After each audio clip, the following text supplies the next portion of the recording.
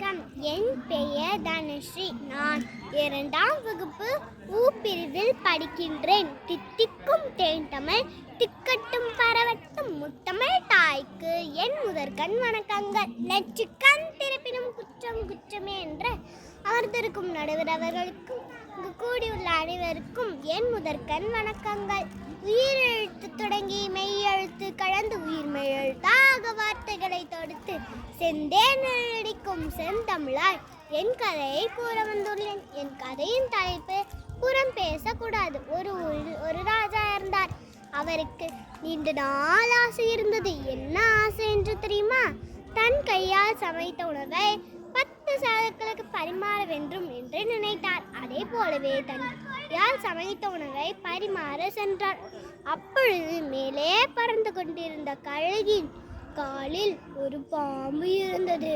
அந்த பாம்பின் வாயிலிருந்து ஒரு துளி விஷம் சமைத்த உணவில் விழுந்தது. இதையறியாத ராஜா அத்தனை பேருக்கும் பரிமாறினர். சாப்பிட்ட அனைத்து பேரும் இறந்து போகினர். இதை மேலே இருந்து பார்த்து கொண்டிருந்த சித்திரகுப்தர் யமதர்மராஜாவிடம் சென்று, மகாபிரபு, இப்பாவக்கணக்கை நான் யார் மீது எழுதுவது?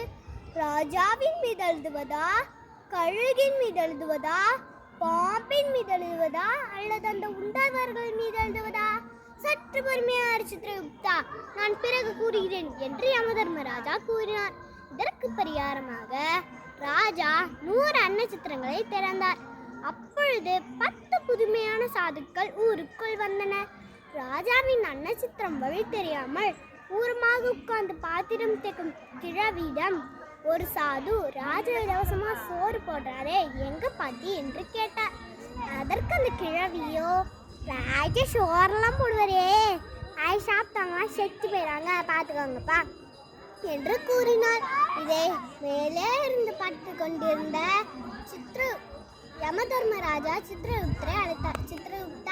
சித்திரகுப்தா வா இங்கே, அப்பாவக்கணக்கை கிழவியின் மீது எழுது என்று கட்டளையிட்டார். என்ன நண்பர்களே, கதையின் மூலம் என்ன தெரிந்து கொண்டீர்கள்?